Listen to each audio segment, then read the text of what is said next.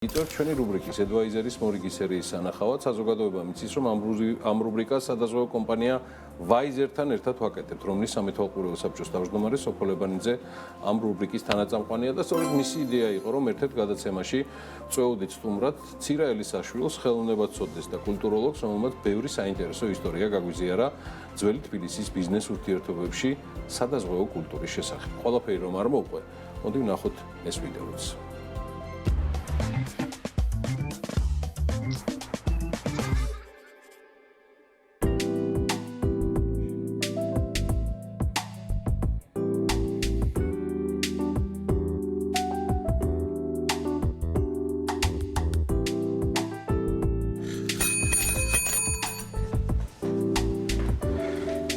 რატო ვარ სტუმრად ცირა ელისაშვილთან და საით ვიმოგზაურებთ დღეს?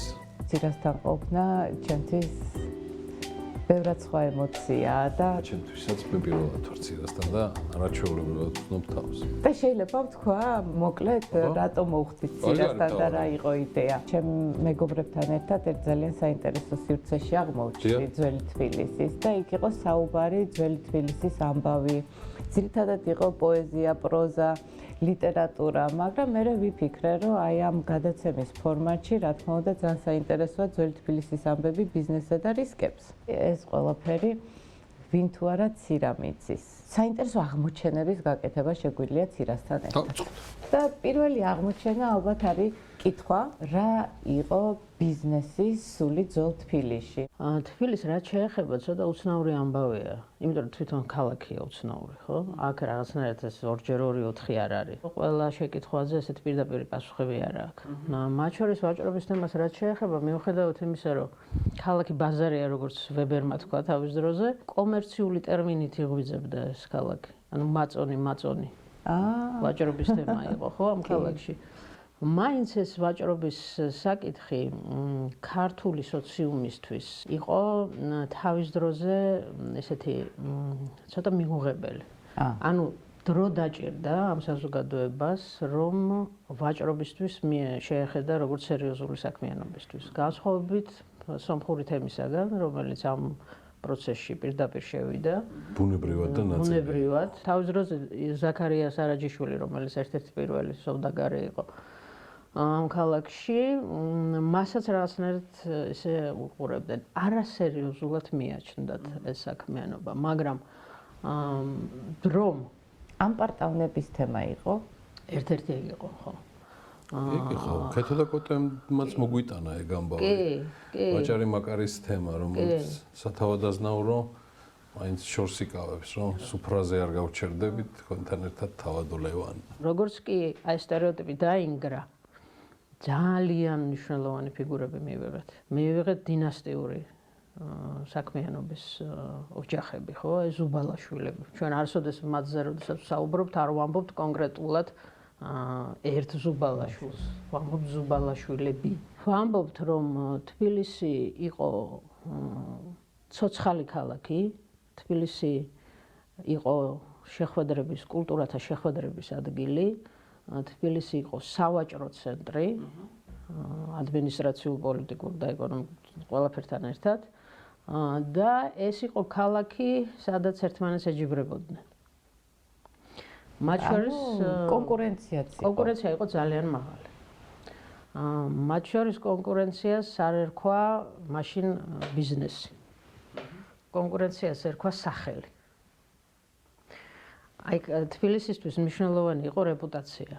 ანუ იმ ადამიანებისთვის, ვინც აქ რაღაც კონკრეტულ საქმიანობით იყვნენ დაკავებულები, მათთვის იყო რეპუტაციული იმიჯი ყველაზე მნიშვნელოვანი. შეიქმნა უკვე დინასტიები, ზუბალაშვილები და ასე შემდეგ, რომლებმაც ეს სტერეოტიპები დაამსხვრიეს და ეს ბიზნეს გარიგებები სხვანაირად სხვა იმიჯში გადააქციეს. აი აქ უკვე წამოვიდა უკვე კონტრაქტი, პატივისცემა და აი ამ სიტყვის ფასის ნაწილი. პასუხისგებლობა და ალბათ მან შემოდის პასუხისგებლობის ელემენტები კონტრაქტირებასთან დაკავშირებით და მათ შორის როგორი იყო ზოგადად აი ამ შეთანხმების ფორმა იმ დროს. სხვა შორის უნდა ითქვას, რომ ძალიან მაღალი დონის იურისტები იყვნენ და ეს ხელშეკრულებები, რომელიც იდებოდა იყო სრულად ესეთი ადამიანის უფლებების თვალსაზრისით ეს ხელშეკრულებები, შრომით ხელშეკრულებები იყო ძალიან საინტერესო.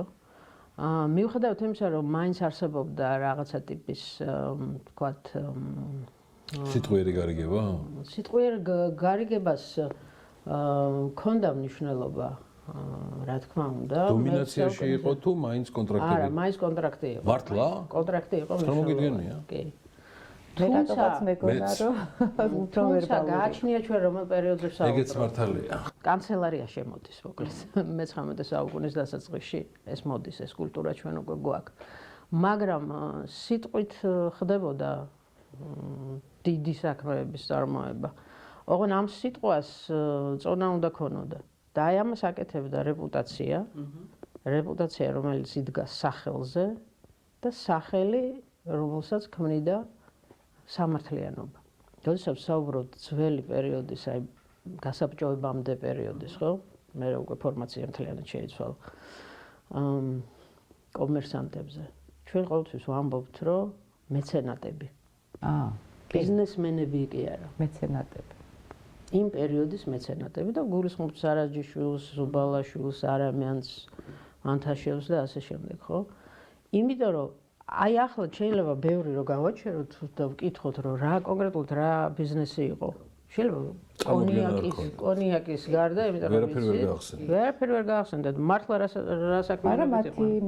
მაგრამ ყველას ახსოვს მათი მეცენატობის თემა.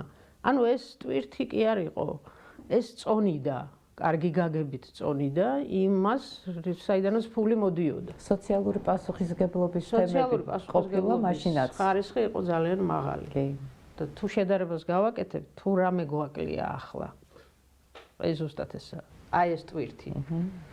კარგი გაგებით, რომელთაც ახლანდელი ბიზნესი ვფიქრობ, რომ იცილებს. თუ კონტრაქტები დაარსებობდა უკვე მე-19 საუკუნის თბილისში განსაკუთრებით, იზღვეოდა თუ არა ის და მეორე დღევანდელი თაობის ბიზნესმენებს როგორ შეხედავდნენ ისინი და რა შეფასებას მისცემდნენ? დაზღვევას რაც შეეხება თქვენ გიდევთ ახლა სადაზღვევო დაფა 1827 წელი. ეს არის პირველი წელი, როდესაც დაზღვევა შემოდის საქართველოში. და პირდაპირ სახელწოდებებსაც რო გადავავლოთ თვალი, რა სადაზღვევო კომპანიები შემოდიან, ხო?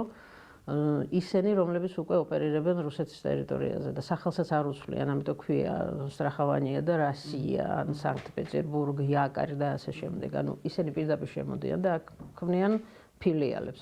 სადაზღვევო სისტემა ძალიან მნიშვნელოვანი თემა იყო. და სხვათა შორის აი ეს დაფები, თქვენ ასაც ხედავთ ახლა, ყველა შენობას თითქმის ფასადის მხრიდან ეკრა. რაც ნიშნავდა?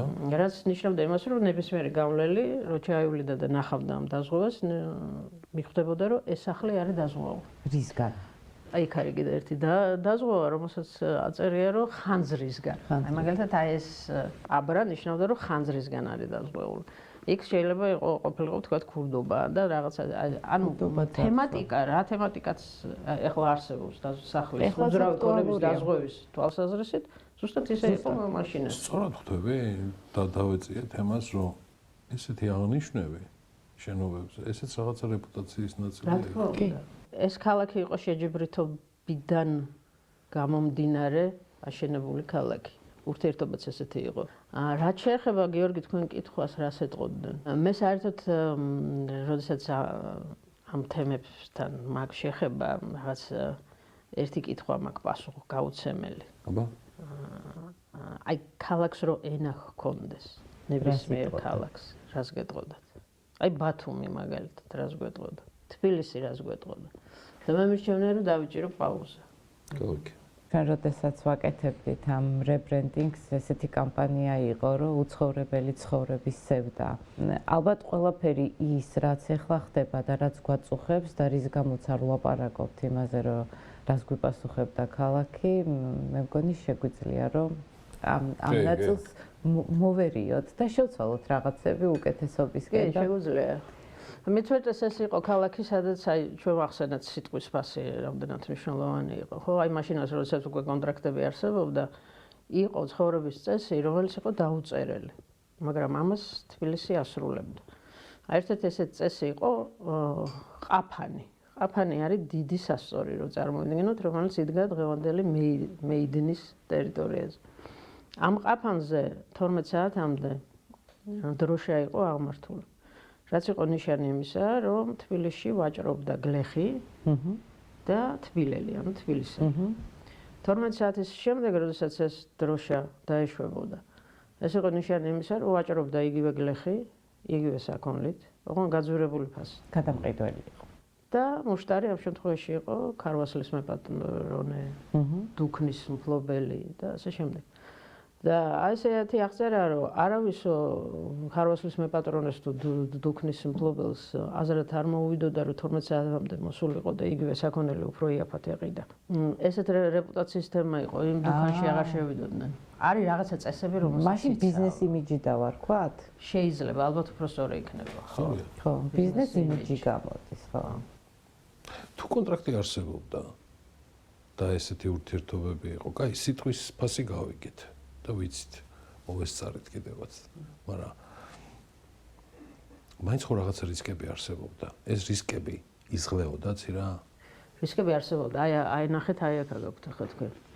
ეს არის ერთ-ერთი პუშკინის ქუჩაზე იყო, რომელიც ფეხსაცმელებს კერავდა, ასე ვთქვათ რა. და ეგ ნახეთ, აბასოფს აი ნამდვილს უეჭველად ეს დამღა უნდა ჰქონდეს. ამაზე საუბარი. ანუ გაყალბების მომენტები იყო. ლაღიძის წყალს აყალბებდნენ და ლაღიძის ყველა ეტიკეტი და ასეთი დაზღვევაც იყო იმ დროს?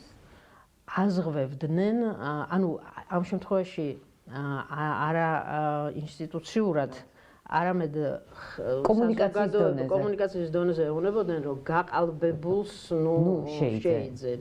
და ლაღიძის ყველა ეტიკეტზე აი ეს გაუფრთხილდით სიყალბეს ეს ეწერა. რაც უფრო პოპულარული იყო კონკრეტული ბიზნესი, მისი გაყალბების ცდონება უფრო მეტი იყო. სიცოცხლის დაზღვევის რაიმე მაგალითები თუ გვაქვს?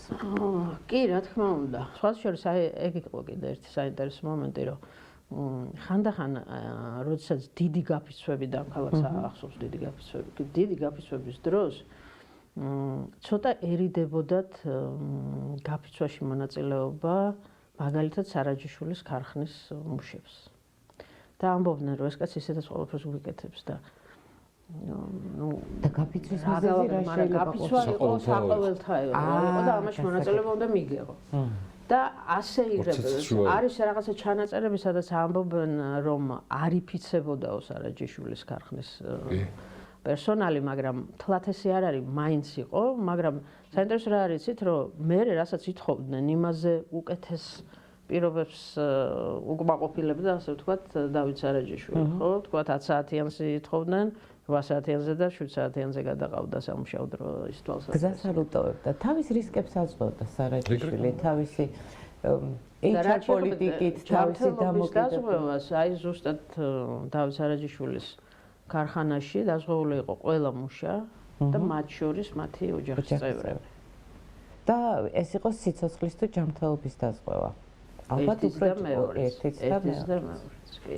თუმცა ჩვენ სიცოცხლის დაზღვევის თემა, როცა ვახსენებთ მაინც თბილისს, აი ეს სიტყვის მომენტი მუშაობს ყველა შემთხვევაში.